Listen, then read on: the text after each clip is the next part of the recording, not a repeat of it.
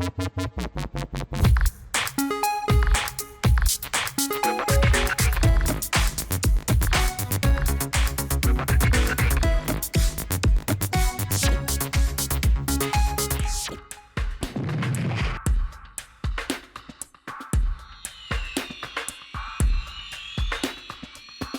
Geschichte zwischen Großbritannien und dem Rest von Europa ist kompliziert. Es gibt eine berühmte Schlagzeile der London Times von 1957. Damals wurde an einem Oktobertag wegen dichtem Nebel aller Schiffs- und Flugverkehr zwischen Großbritannien eingestellt. Und die Times titelte Continent cut off. Die Schlagzeile ließ eine besondere britische Ansicht durchblicken. Nämlich, dass durch die Wetterlage nicht Großbritannien von Europa abgeschnitten war, sondern andersrum. The continent was cut off. Was hat es auf sich mit dieser leicht distanzierten Haltung gegenüber Europa? Chapter 1. Britain's EU Skepticism. Großbritannien ist ein Inselstaat. Das ist eine der häufigsten Begründungen für die britische Skepsis gegenüber der EU. Aber das kann doch wohl nicht alles sein. Ist es auch nicht. Dieses Argument und andere Begründungen schauen wir uns in Kapitel 1 an. Es ist nämlich nicht so, dass Großbritannien sich gegen die Idee einer Europäischen Gemeinschaft gewehrt hätte. Chapter 2. 1980s and 90s Negotiations. In den 80er Jahren fliegen so richtig die Fetzen. Und zwar zwischen Europa-Befürwortern und Gegnern. Hier lernst du die wichtigsten Persönlichkeiten der 80er und 90er Jahre kennen. Dann verstehst du auch, warum Großbritannien bis heute der Europäischen Union zwiegespalten gegenübersteht.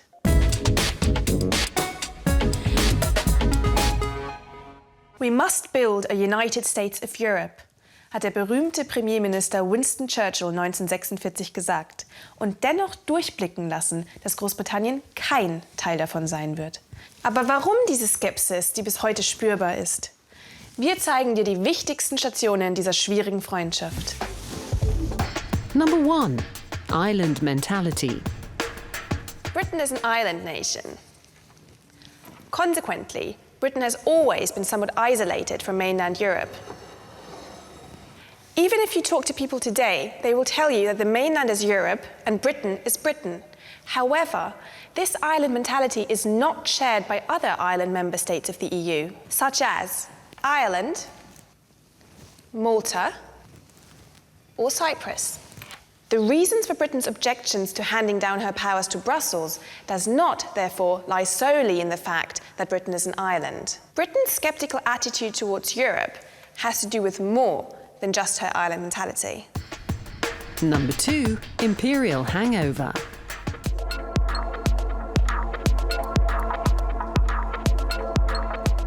Until the final fall of the British Empire in the 1970s, Britain was used to having colonies, mainly in Africa and Asia. Under Elizabeth I, England gained supremacy in seafaring. Britain expanded her power in the following centuries by founding more colonies than any other nation. British imperialism was of course challenged, as by Napoleon Bonaparte, who was then defeated in the Battle of Waterloo, or by the Indian Rebellion of 1857, but it was never truly shaken. Number 3. World War I, the Great War. British imperialism started to crumble after the First World War. Not only had Britain suffered twice the amount of casualties of World War II, but after 1918, the Commonwealth of Nations showed a growing assertiveness towards Great Britain. The colonies became increasingly aware of their own power and of Britain's fragility, which led to an increased national pride in those countries and to an unwillingness to obey British rule any longer. Number 4. World War II.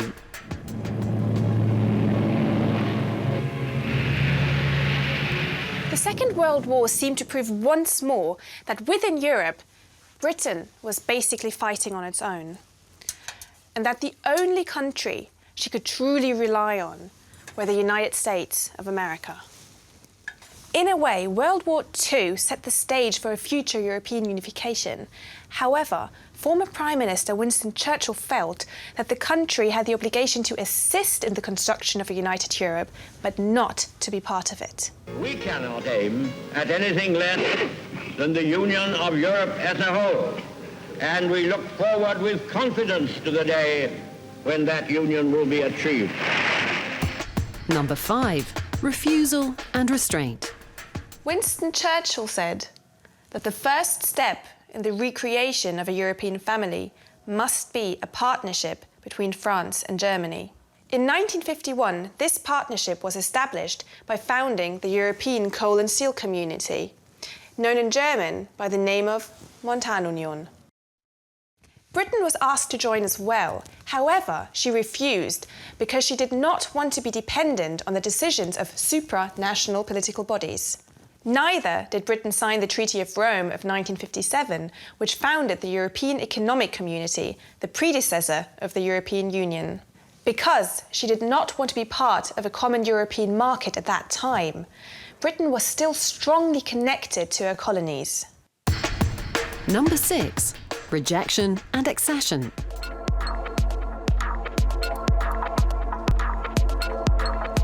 By the end of the 1950s, Britain's attitude slowly changed. Britain realised that her economy was falling behind France's and Germany's. Britain realised that perhaps it did need the EEC after all.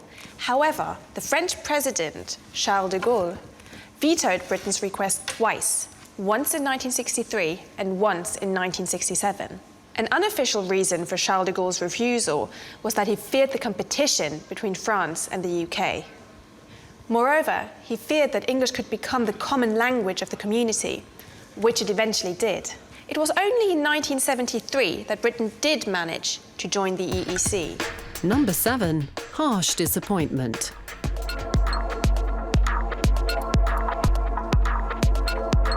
Unfortunately, the desired economic boom did not occur. On the contrary, until 1978, Britain's unemployment rate went up to 5%. The oil prices also went up drastically, which led to an energy crisis to go along with the spike in inflation. The situation led to a huge strike wave in the so-called Winter of Discontent in 1978-79. However, the majority of British people still approved of a membership in the EEC. Britain had to face many obstacles before she finally joined the EEC. Und jetzt für euch nochmal alle Fakten in der Zusammenfassung. Reasons for British EU scepticism. Island mentality. Britain always considered herself a nation apart from continental Europe. Imperial hangover. At its height, Britain was the largest empire in history. With the beginning of the 20th century, Britain started to lose its colonies. During World War I, Britain faced a crumbling empire and a growing nationalism throughout Europe. During World War II, Britain experiences her closeness to the USA and problems with Europe. Britain didn't support supranationality. This is why she neither joined the Coal and Steel Union nor signed the Treaty of Rome. French rejection. In 1963 and 1967, Charles de Gaulle vetoes Great Britain joining the European Community. Disappointment. After joining the European Community in 1973, Britain experienced a huge economic crisis.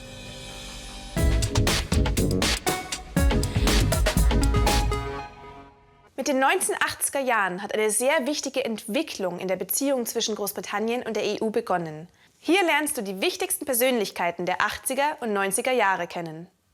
Dann verstehst du auch, warum Großbritannien bis heute der Europäischen Union zwiegespalten gegenübersteht.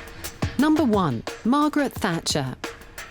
Traditionally, it was the Labour Party who was against closer ties with the EEC, and the Conservatives, especially Edward Heath, were the ones who fought for it. But with Margaret Thatcher becoming chairperson of the Conservative Party in 1975 and Prime Minister in 1979, the Tories' attitude changed. She did not want Britain to be politically or socially integrated in the European Union. She also did not plan to sign the so-called Social Charter, which guarantees equal social and human rights to all citizens of the member states. She mainly felt that Britain was losing its independence and sovereignty by transferring the power of decision-making to Brussels. And concentrate power at the centre of a European conglomerate would be highly damaging and would jeopardize the objectives we seek to achieve.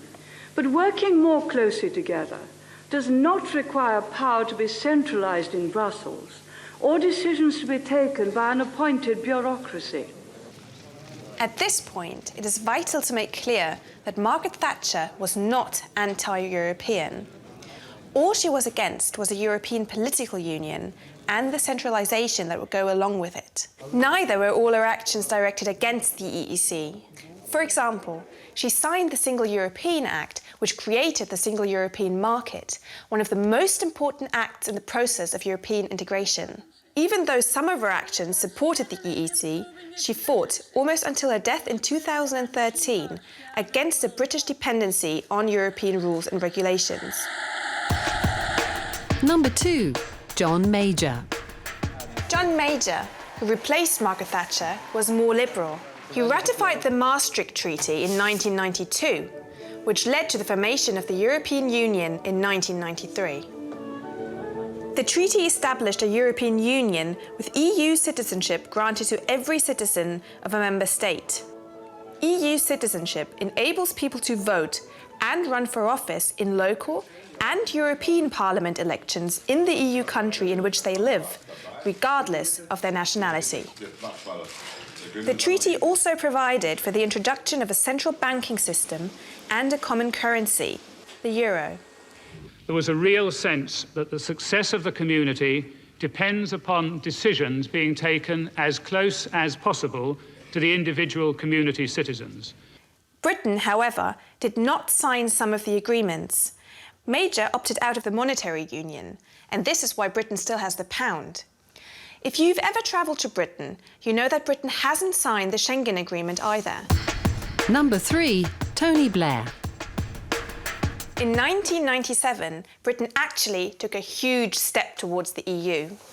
Tony Blair and the Labour Party ensured an outright victory in the elections with their pro-European manifesto. Blair was very enthusiastic about the EU, and he immediately signed the Social Charter.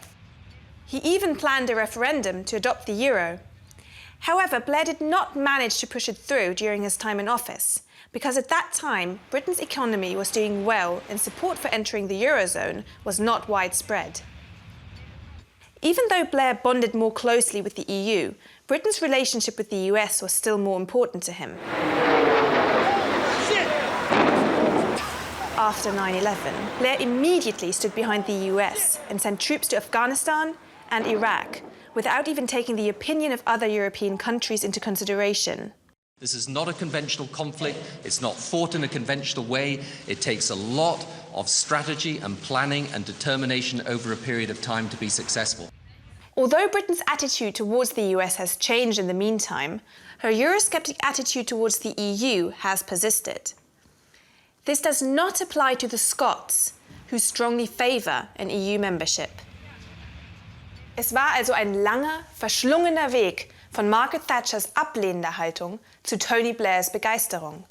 Hier nochmal die Zusammenfassung.